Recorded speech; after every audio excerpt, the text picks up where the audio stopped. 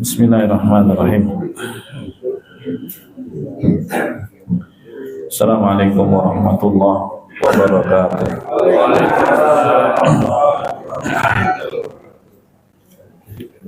Alhamdulillah wassalatu wassalamu ala Rasulillah wa alihi wa sahbihi wa mawalah. Asyhadu an la ilaha illallah wahdahu la syarikalah wa asyhadu anna Muhammadan abduhu wa rasuluhu amma ba'du. Hadirin jamaah sekalian yang dimuliakan Allah, kaum muslimin muslimat yang saya hormati. Pagi hari ini kembali kita bahas kitab kita Al-Mulakhasul Fiqhi, ringkasan fikih Islam, karya Allamah Dr. Shalih bin Fauzan Al-Fauzan hafizahullah ta'ala. Bahasan kita masih tentang taharah, bagaimana bersuci, dan kita masuk pada bab baru, babun fi ahkamil ghusli, bab tentang aturan mandi. Mandi yang dimaksud di sini adalah mandi besar. Terima kasih.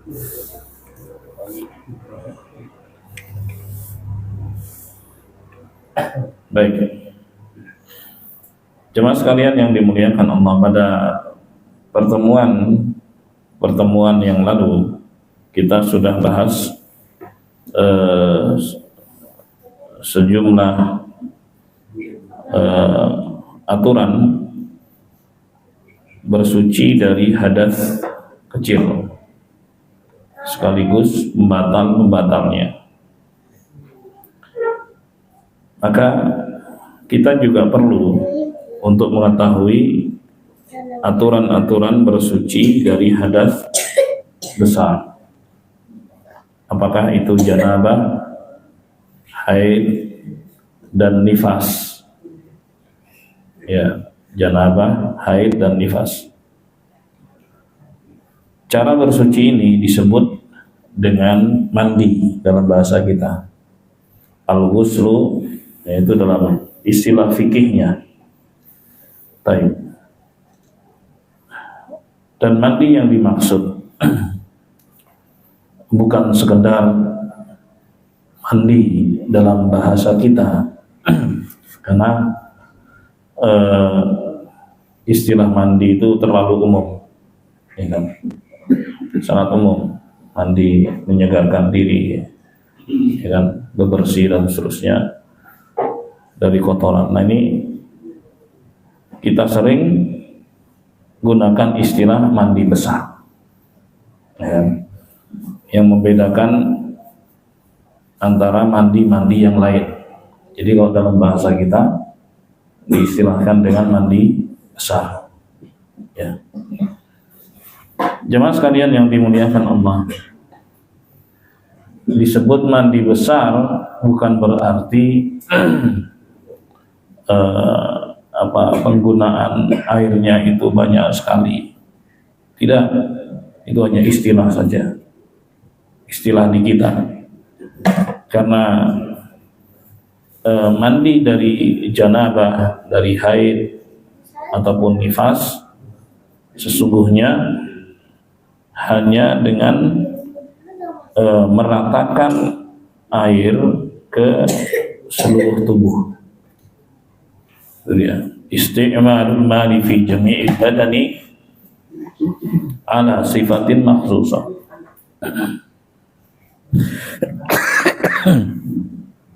Penggunaan air secara rata ke seluruh tubuh dengan cara-cara tertentu. Bismillah.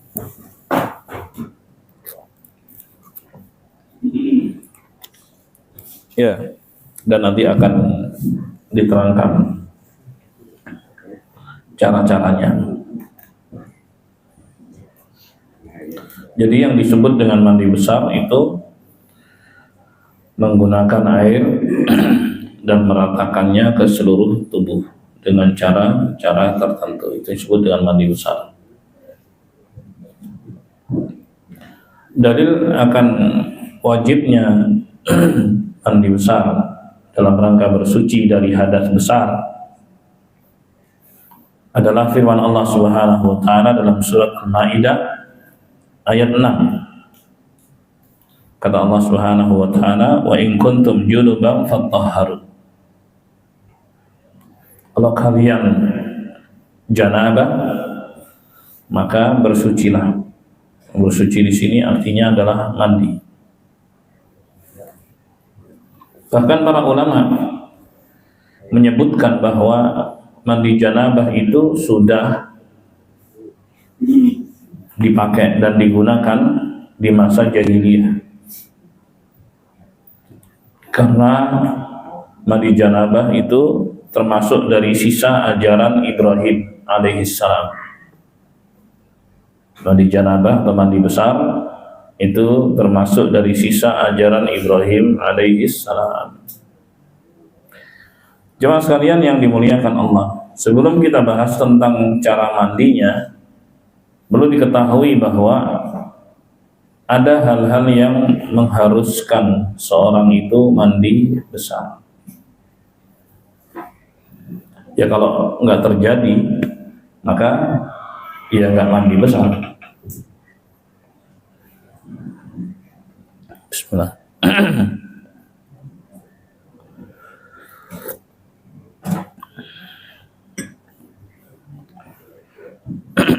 Apabila terjadi salah satu darinya, maka wajib bagi muslim untuk mandi besar. Ada 6 poin. Yang pertama, khurujul maniyyi min makhrajihi min adz-dzakari wal untha. Ya, keluarnya air mani, baik itu pada pria maupun wanita. Wala yakhlu imma ay yakhruja fi halil yaqadhah aw halin naum. Ya, keluarnya itu bisa terjadi dalam keadaan terjaga atau tidur. Dua keadaan itu. Fa in kharaja fi halil yaqadhah usturita wujudul ladzati bi khurujihi.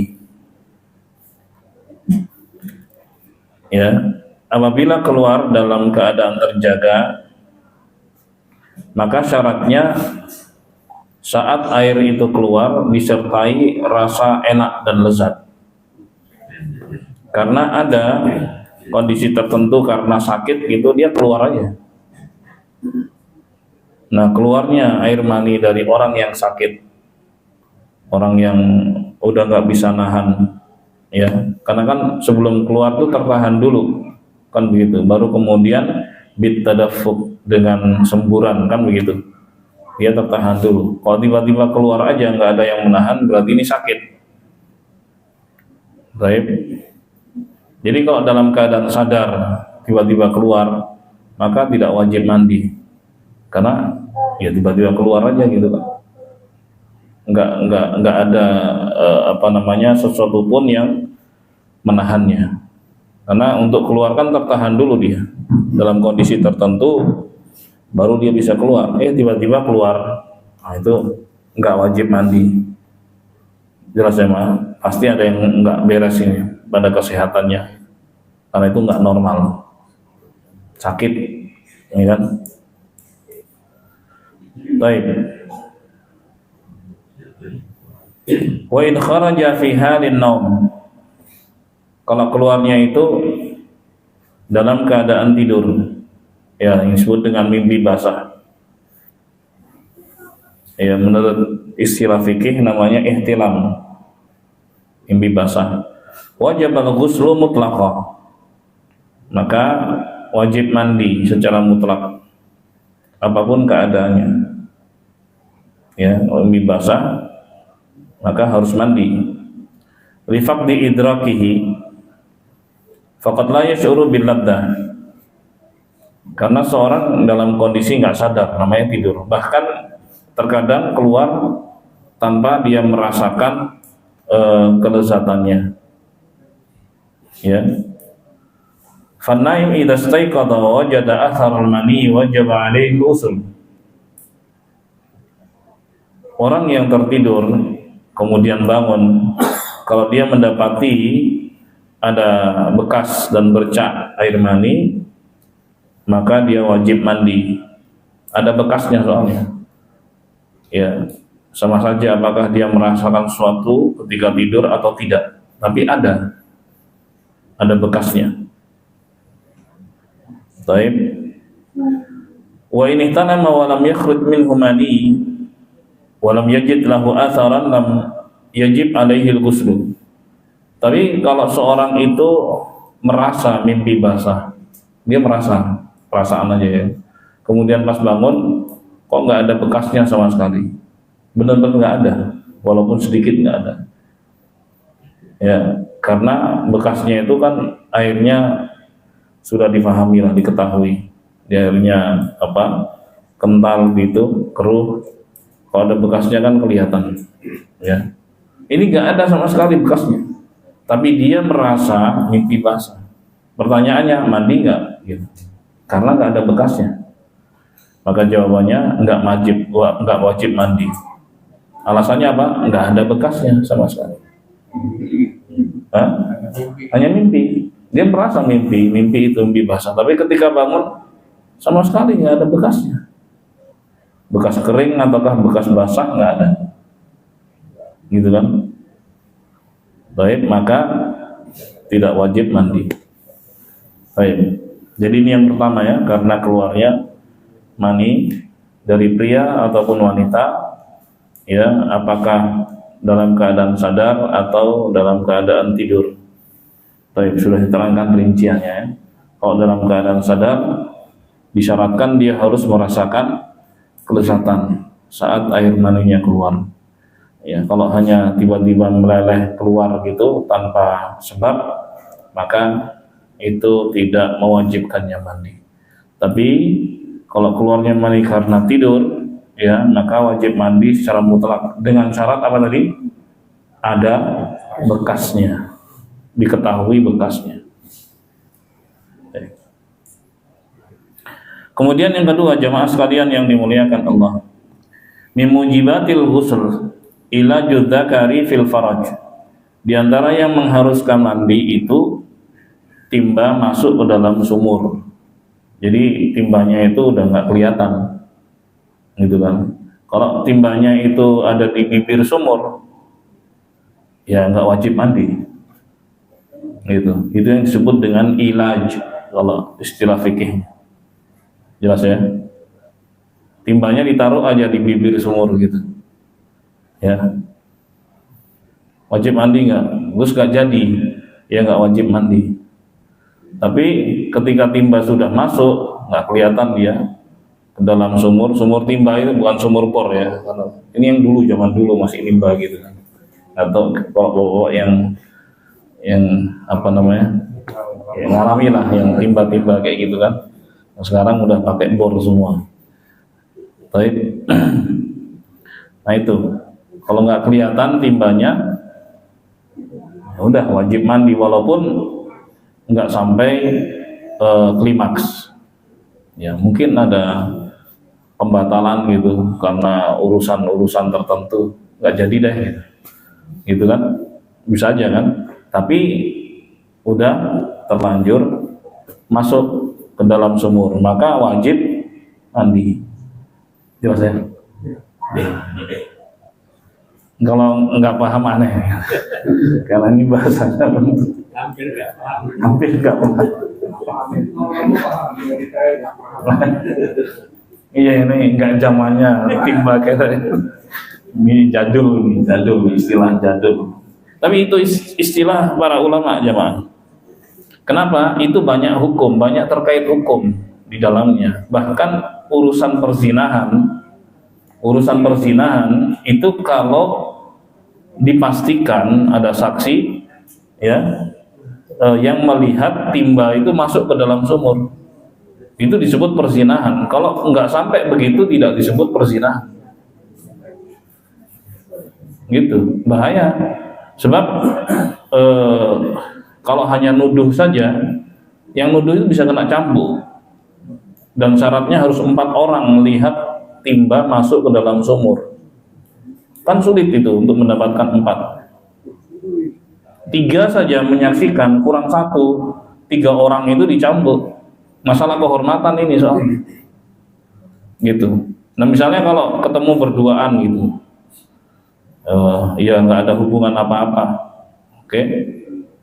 Kalau misalnya dia bilangnya nggak ada pengakuan, karena pengakuan itu adalah bukti terbesar. Selesai sudah. Kalau misalnya ada pengakuan, tapi kalau nggak ada pengakuan harus ada saksi.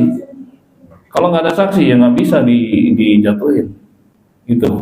Ya udah ada hukumannya, tapi bukan hukuman yang terkait perzinahan seperti rajam, enggak. Karena syaratnya harus berapa? 4 orang menyaksikan. Timba masuk ke dalam sumur. Ah itu. Baik, kita tadi terkait masalah hadat besar ya. Tadi. Terus terkait itu tadi.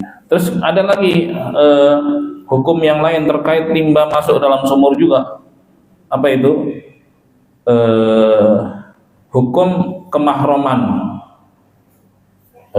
Misalnya gini, ada janda bawa anak perempuan dinikahi oleh seorang, ya, udah akad nikah udah selesai tapi belum dukhul itu belum timba masuk ke dalam sumur. Itu anak perempuannya belum mahram,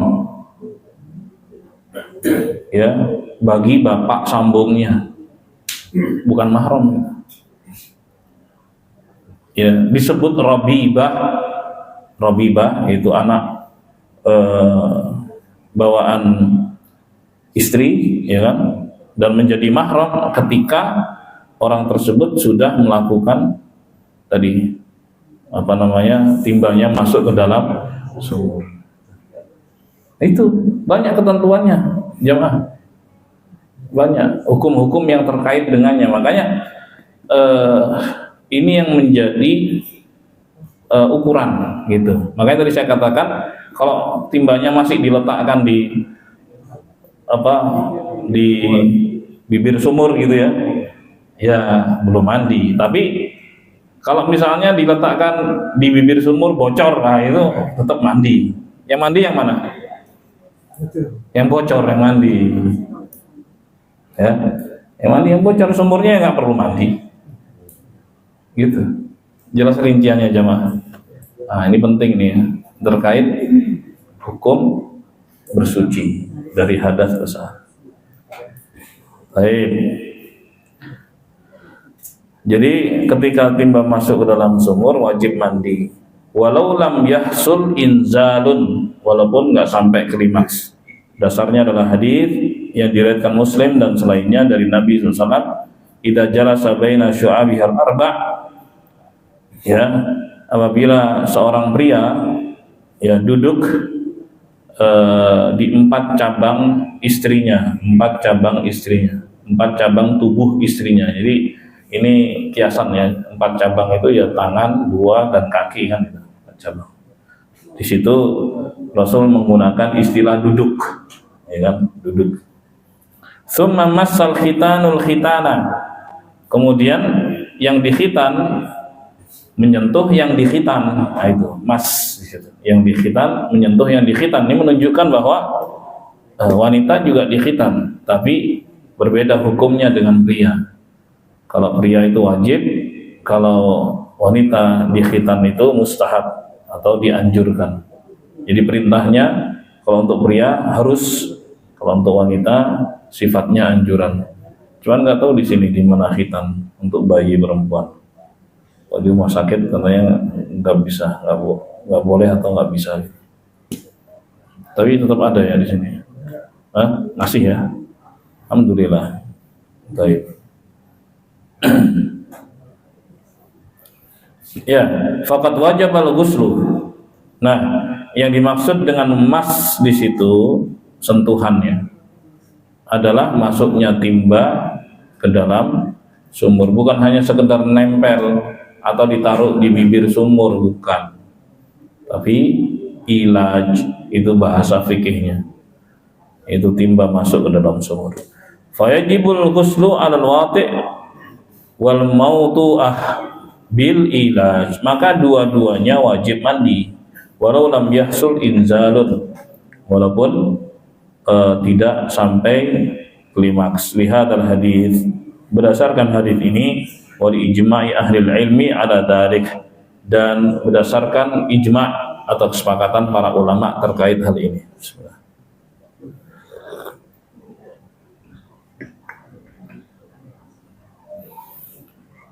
Kemudian yang ketiga,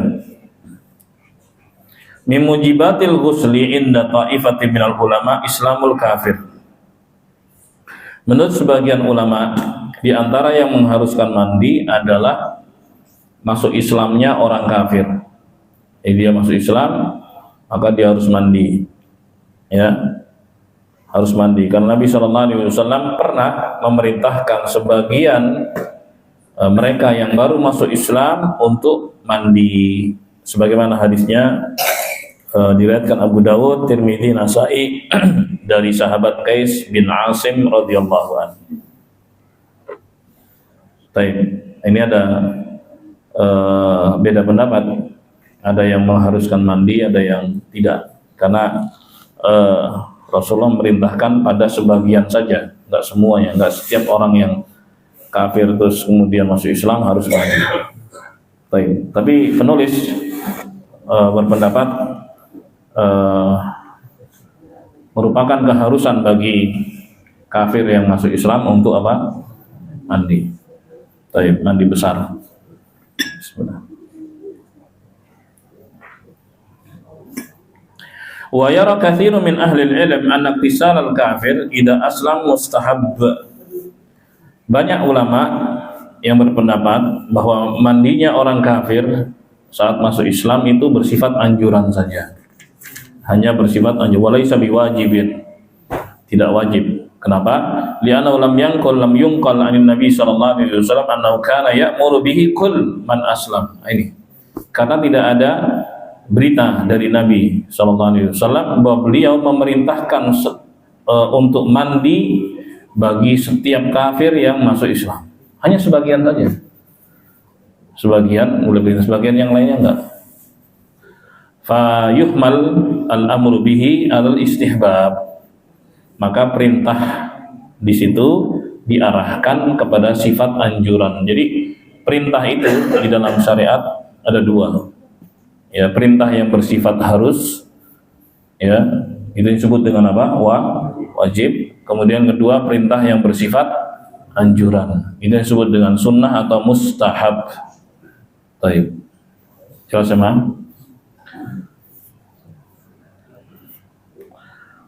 Kemudian yang keempat, di antara yang mengharuskan wudu adalah yang mengharuskan mandi adalah al-maut, kematian. Bukan berarti yang mati itu wajib mandi, bukan yang mati, tapi yang hidup yang memandikannya, gitu. Yang hidup, orang yang hidup yang wajib mandikannya, enggak dibiarin begitu. Kecuali kondisi tertentu ya, seperti kemarin itu apa, COVID ya, ada yang nggak dimandiin apa, sudah dibungkus saja gitu. Allah musta'an. Sallallahu alaihi. Atau kondisinya hancur, berkeping-keping, ya nggak bisa dimandiin, gimana mandiin?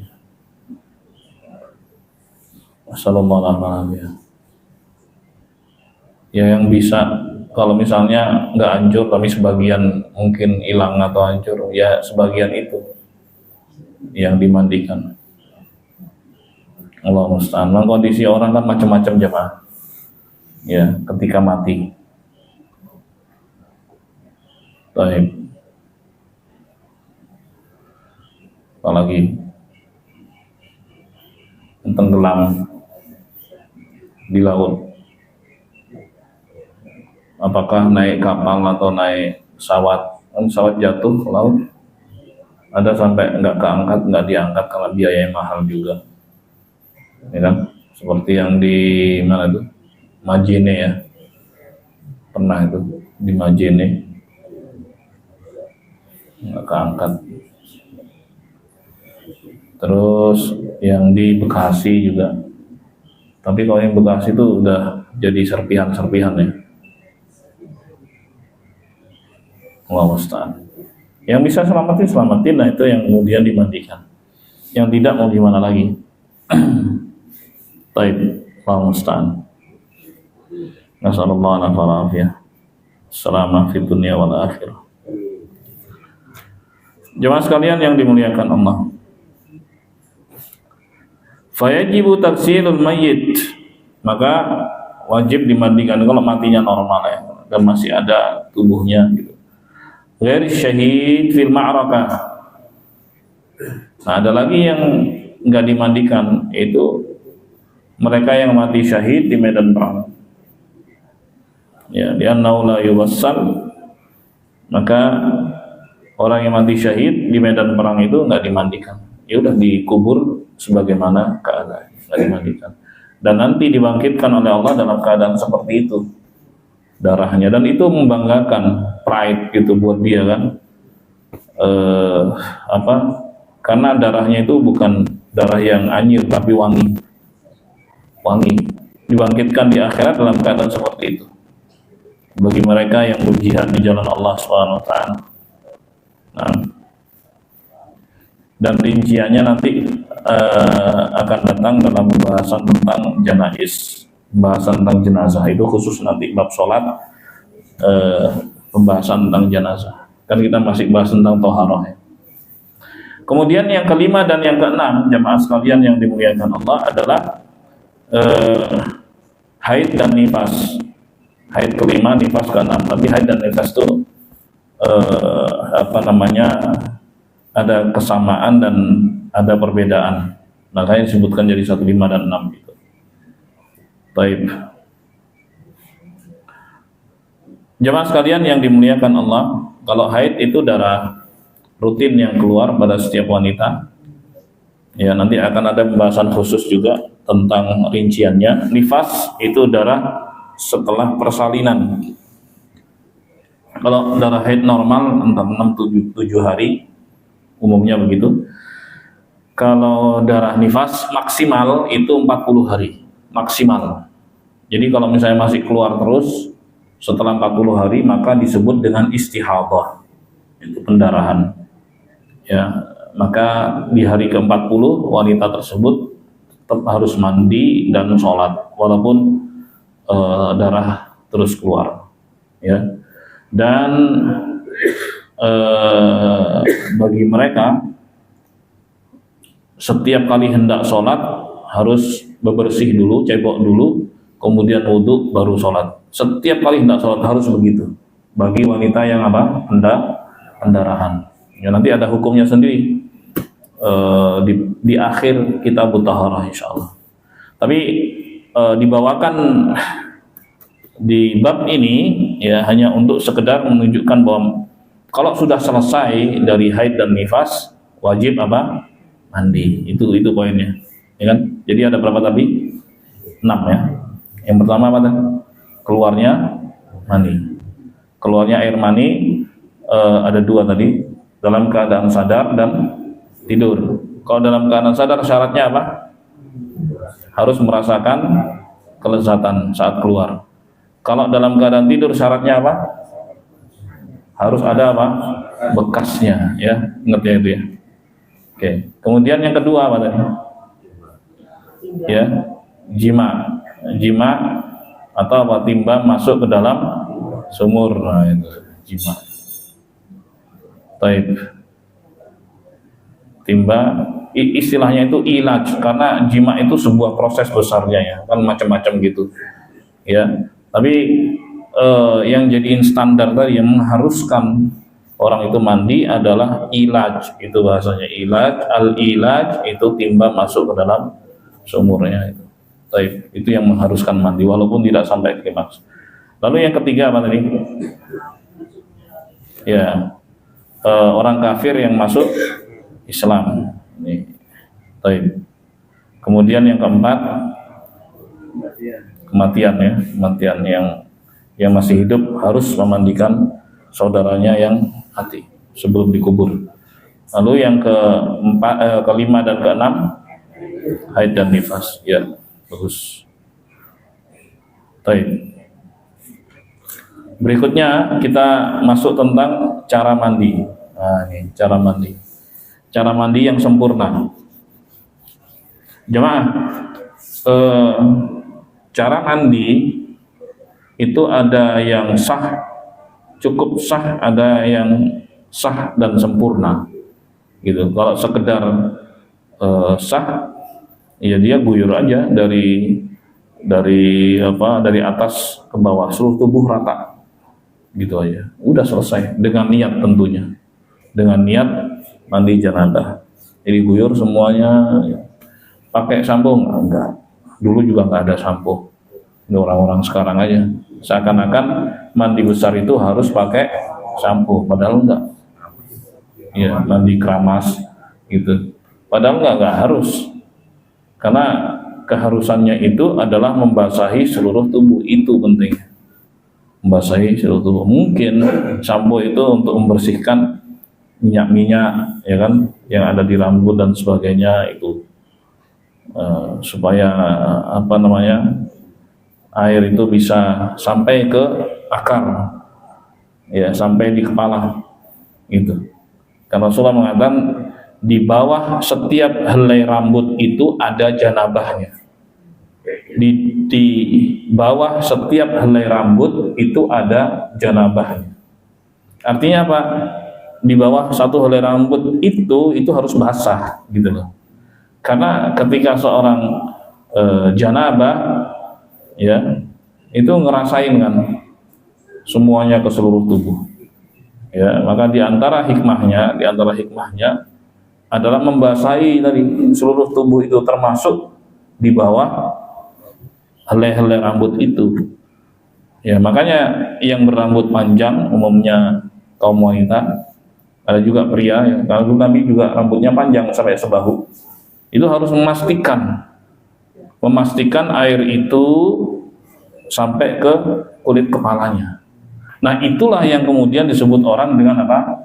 Keramas, gitu loh. Padahal ya nggak harus pakai sampo, nggak harus sama sekali. Cuma air aja sebenarnya. Jelas ya, Ma? Nah, itu dia. Baik.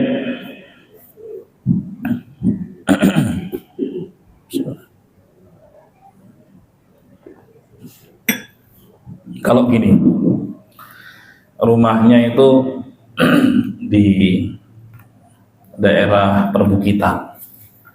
Di situ ada sungai yang bening, ya. Selesai dia janabah, gitu, terus nyebur, gitu, dengan niat mandi janabah, mandi besar.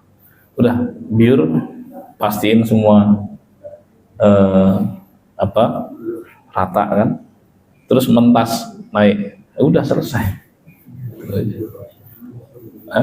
Yang penting basah semua tubuhnya. Dengan niat, tapi yang membedakan mandi besar dengan mandi-mandi yang lain itu adalah niatnya. Oke? Jadi kalau hanya sekedar begitu aja udah selesai, itu yang saya katakan sah. Ingat ya, harus ke seluruh tubuh, nggak boleh ada tersisa sedikit pun. Bahkan Rasulullah mengatakan di setiap helai rambut itu kan perintah dari beliau kepada kita untuk memastikan bahwa air itu rata gitu ke seluruh tubuh.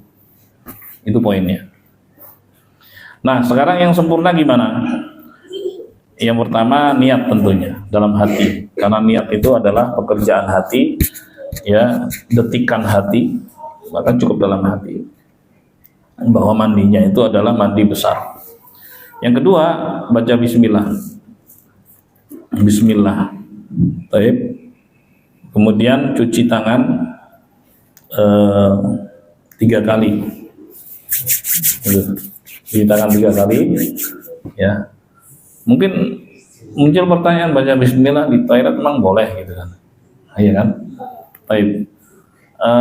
Ya kalau memang dipastikan tempat tersebut adalah tempat yang bersih, ya, sementara di situ ada kloset dan sebagainya, itu hanya sekedar alat. Najisnya kan nggak di situ, najisnya kan dipindah ke septic tank kan begitu. Di situ bukan tempat najis. Sekali lagi kalau memang toiletnya bersih gitu. Tanda najisnya apa? Ya aroma amonia itu. Nah itu berarti nggak bersih tuh, ya kan? Pesing-pesing kayak gitu, itu nggak bersih. Tapi kalau benar-benar clean, bersih banget, masya Allah, nggak ada najisnya. Boleh nggak baca Bismillah? Boleh. Gitu. Seperti pendapat Syekh Shalih Fauzan juga, karena najisnya nggak di situ. Dulu yang disebut dengan tempat buang air besar di masa Rasulullah SAW itu di kebun. Kayak kita dulu, bahwa mungkin masih ngalami zamannya ya, bukan pribadinya, bukan. Ya sekitar 30 tahun yang lalu, kira-kira begitu ya. 30 tahun yang lalu itu di pedesaan tentunya. Itu ada tempat buang air. Jadi kalau buang air besar pakai cangkul, geduk, terus tutup, ya kan? Masih ada tuh.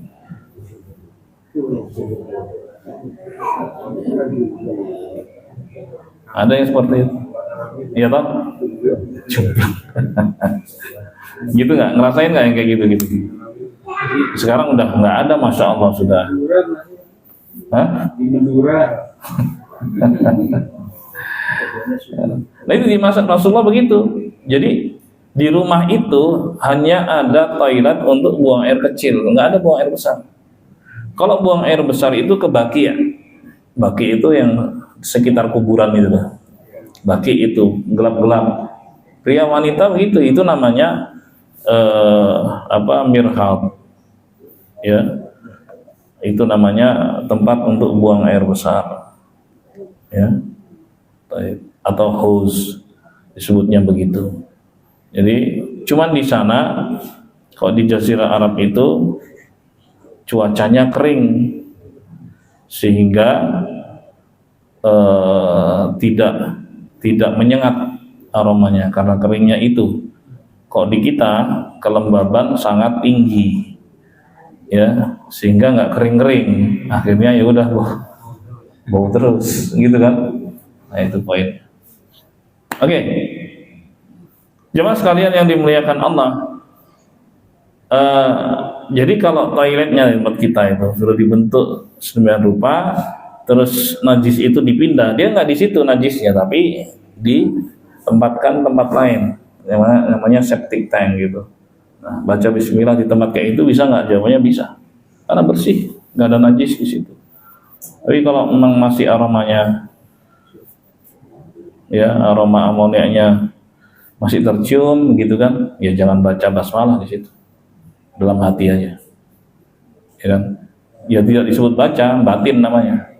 Tapi mau bagaimana? Karena bacaan itu harus ada qomat qamitnya. Walaupun diri itu dibedakan ya antara baca dengan batin, gitu. Misalnya disebut bacaan Al-Quran, misalnya orang baca Quran harus ada qomat qamitnya. Bismillahirrahmanirrahim. Alhamdulillahirabbil alamin. Itu baca. Dalam sholat ada keharusan baca Al-Fatihah, itu rukun, salah satu rukun sholat kan ya. Ya harus ada qomat qamitnya, bukan diem. Batin. Itu batin namanya. Nah, itu nggak sah loh sholatnya kayak gitu. Karena yang harus dilakukan adalah baca. Nah, baca ada qomat qamitnya, ada suara lirihnya, walaupun didengar sendiri ada qomat qamit, gerak-gerak. Jelas ya jamaah. Ini dibedakan loh ya. Karena sebagian orang itu batin bukan baca. Definisi baca itu tadi harus ada suara yang keluar walaupun lirih.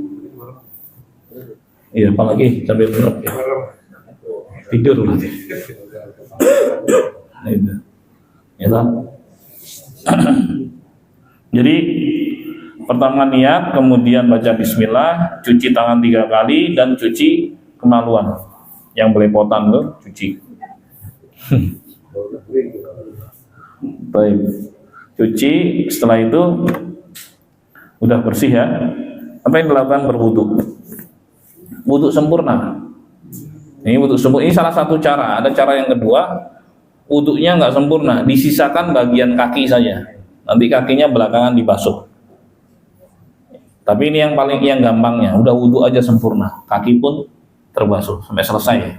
Oke. Kemudian menuangkan air di kepala 3 kali. Dia tuangin itu. Cidukan itu set gitu.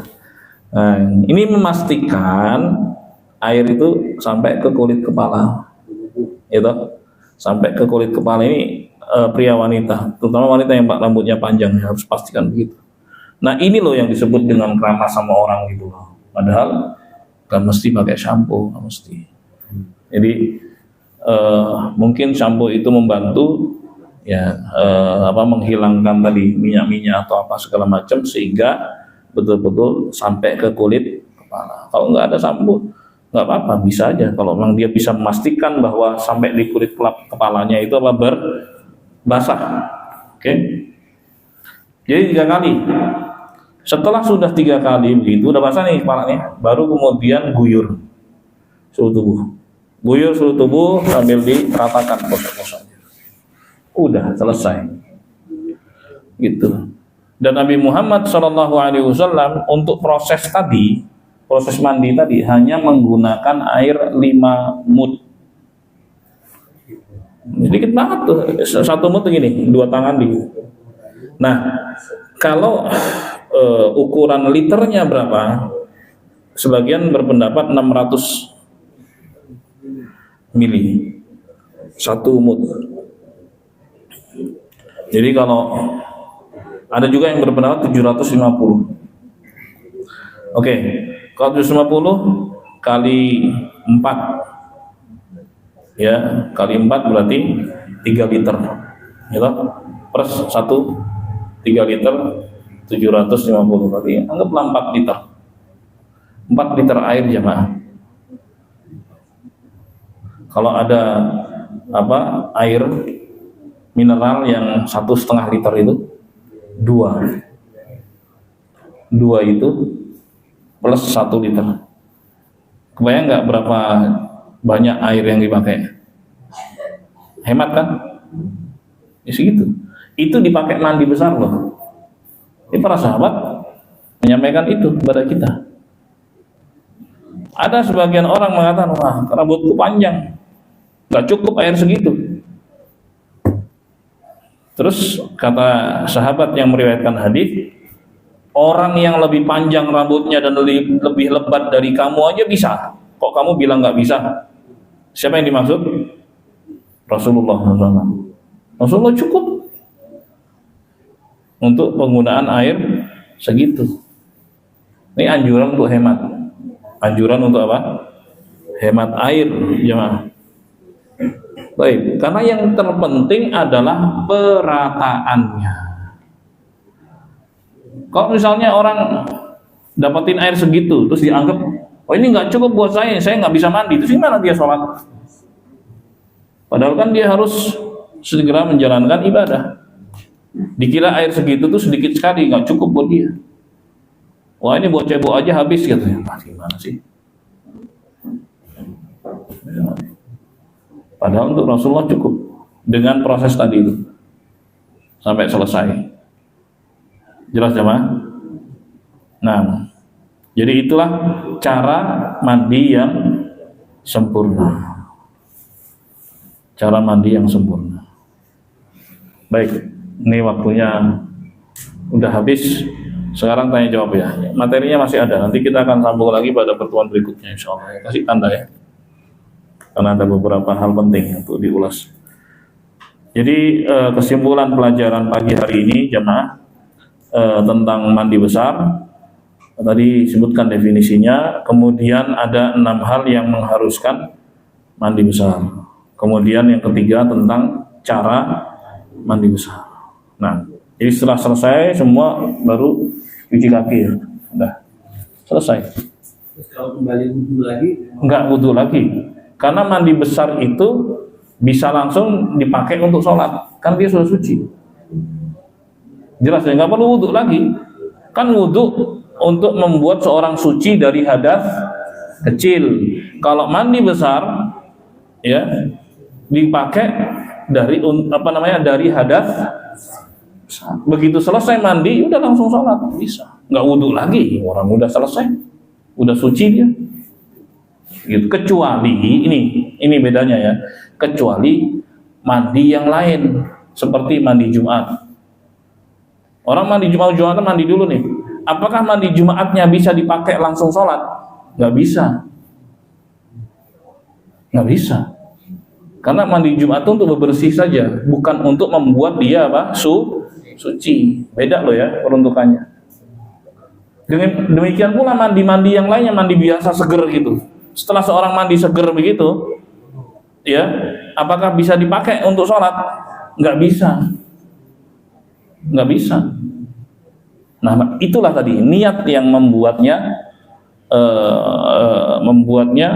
mandi tersebut bisa dipakai untuk sholat. Sekarang ada orang ya nggak janabah, nggak haid, nggak nifas, terus niat mandi besar, bisa dipakai sholat nggak? Orang dia nggak janabah gimana? Jelas? Ya baginya wudhu, karena nggak ada hadas besar. Nah, begitu. Jadi ini yang membedakan antara mandi besar, mandi janabah, mandi haid atau mandi nifas dengan mandi-mandi yang lain. Ya, jadi mandinya itu sendiri sudah membuat dirinya suci dari hadas besar sehingga bisa langsung dipakai untuk ibadah yang mengharuskan suci, seperti sholat, baca Quran dan lain-lainnya.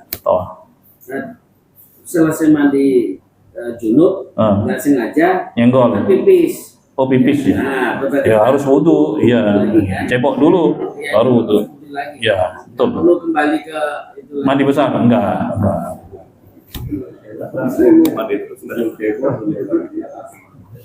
Bagus. Ada lagi? Ayo, Bapak Ibu. Siapa dulu nih? Caranya mandi sholat Jumat, mandi sholat. Kok mandi Jumat cuma bersih aja? Bersih aja tuh, nggak ada cara-cara tertentu. Yang penting wangi gitu kan, udah bersih, mandi biasa. Cuman dilakukan saat mau Jumatan. Sehingga ketika Jumatan itu nggak bau badan. Oh, udah sebagian orang bau badan. Begitu masuk di ruangan, apalagi tertutup, udah bikin pusing. Jamaah jadi ikut prihatin. Yang membedakan nonton mandi junub dengan mandi biasa berarti satu niat, betul. Tata caranya ya. Nah, itu bedain. Kalau mandi biasa katanya ya? Kenapa? Mandinya mandi biasa itu dia membaca niat ya. Niat untuk apa? Niat untuk sekadar sholat. Enggak bisa lah. Orang bukan mandi untuk ini kan nggak ada alasan untuk itu. Nggak ada sebabnya. Kan tadi sebabnya ada berapa tadi? 6 itu tadi. Itu jamaah. Itu harus diingat. Kalau sebab umumnya sebenarnya 3 aja tadi. Keluarnya mani, ilaj, ya timba masuk dalam sumur. Yang keempat dan kelima adalah haid dan nifas. Udah. Itu yang umum ya. Yang umum. Oke, ada lagi? Ya, silakan Pak. Ini terkait dengan tadi ada timba dalam masuk sumur. Iya, gimana? Masih penasaran juga. Kalau misalnya timbanya itu hanya di pintu sumur gimana? Ya nggak mandi. Nggak mandi. Kecuali timbanya bocor. Yang bocor yang mandi. Ya timbanya bocor, tapi itu apa termasuk kualitas zina ya? Enggak lah. Bukan. Ya kalau sama istri sendiri enggak. Ya ini orang lain maksudnya ya, melihat.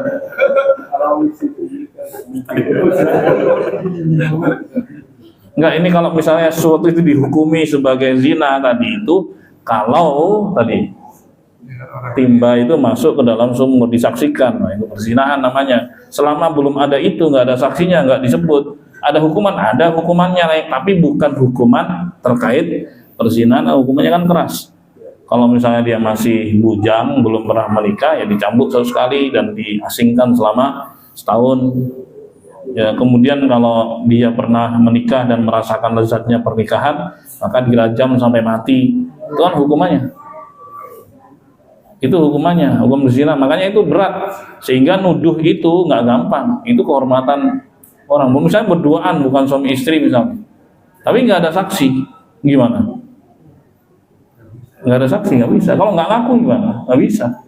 Kalau dia ngaku, iya betul-betul dia ngaku, ya baru pengakuan udah selesai, itu bukti terbesar, nggak perlu lagi saksi 4 gitu, nggak perlu lagi. Sekarang saksi CCTV. Kenapa? Sekarang saksi CCTV. CCTV. Kalau di kamar sih nggak ya, nggak ada CCTV masuk kamar. Cuman hanya di luar aja, misalnya 2 orang masuk itu, ngapain di dalam nggak tahu, nggak bisa nuduh-nuduh. Jadi kamar di CCTV. Nggak mungkin lah, kamar CCTV gimana? Itu bahaya banget. Kalau di video, Hah? di video. Nah itu di video sendiri, atas kesadaran sendiri. Ya, itu kemudian bocor, ya kan? Banyak yang, nah itu. Iya, kecuali gini Pak, nggak semuanya Pak ya, karena ada yang bisa edit. Itu kan harus dipastikan juga, apalagi ada AI sekarang lagi. Gimana coba? Muka orang dipasang di situ, gimana? Kan mesti hati-hati juga, nggak mesti siapa. Mesti harus ada pembuktian juga, bukan hanya sekedar video begitu. Ya, kecuali memang sampai terbukti betul-betul dia videonya. Ya bisa, itu jadi. Ada video mirip siapa? Ya nggak bisa. Namanya mirip siapa kan? Dari mirip, bukan orangnya. Sampai dibuktikan. Nah pembuktian itu juga kan nggak mudah, pembuktian itu. Memang ada alatnya, frame by frame, kan ketahuan itu setiap ini diungkap. Ini karena orang edit tuh bisa sampai di level itu loh, untuk merusak nama orang lain, tuh kan? Jadi sekali lagi video pun ya bisa dengan syarat tadi, dengan syarat itu bukan editan, bisa. Tapi kalau masih bisa diedit, maka nunggu sampai dipastikan betul bahwa itu bukan editan. Nah, ini mulai merembet ke situ. Juga pakai digital forensik. Nah iyalah, itu ada ahlinya juga. Kalau kita bicara kejujuran semuanya, ya kan kejujuran semuanya, ya masalahnya itulah ada keraguan, ada begini dan seterusnya. Memang nggak mudah, saya katakan nggak mudah. Kecuali memang kalau betul-betul semuanya itu jujur dan seterusnya. Allahumma musta'an. Silakan Pak. Di luar, Silakan.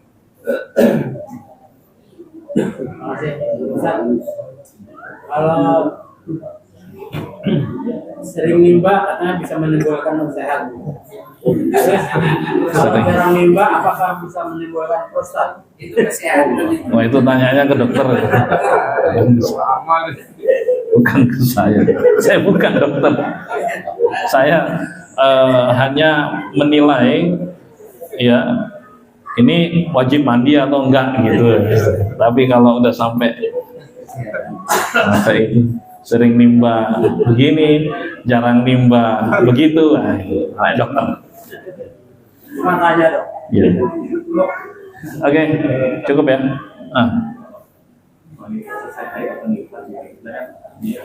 Wanita selesai haid atau nifas terus.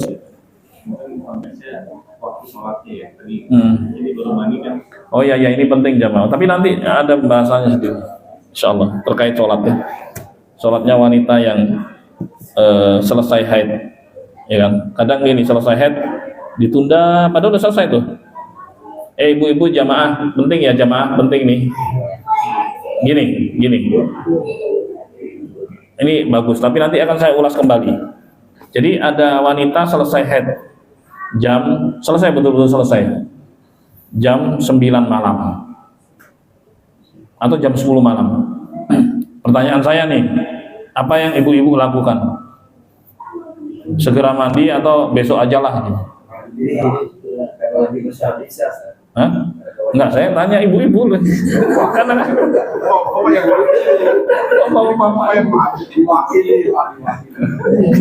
enggak, ini enggak butuh wakil, ada orangnya.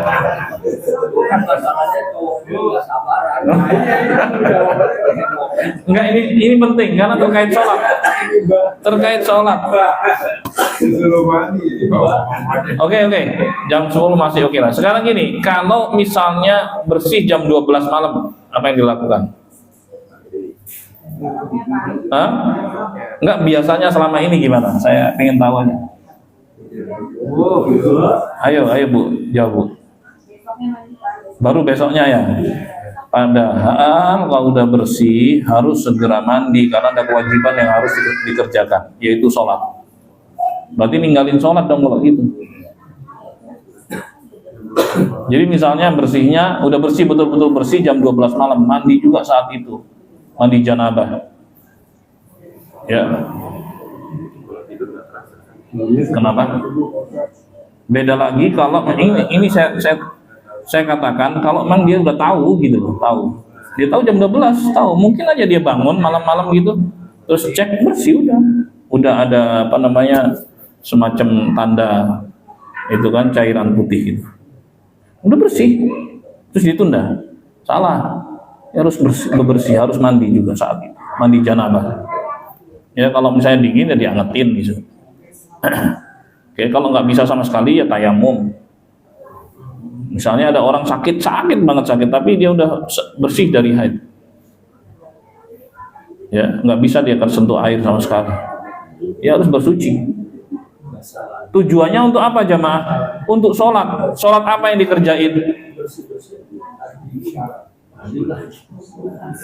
Ibu-ibu ada yang tahu nggak? Yang dikerjain itu adalah sholat maghrib dan isya.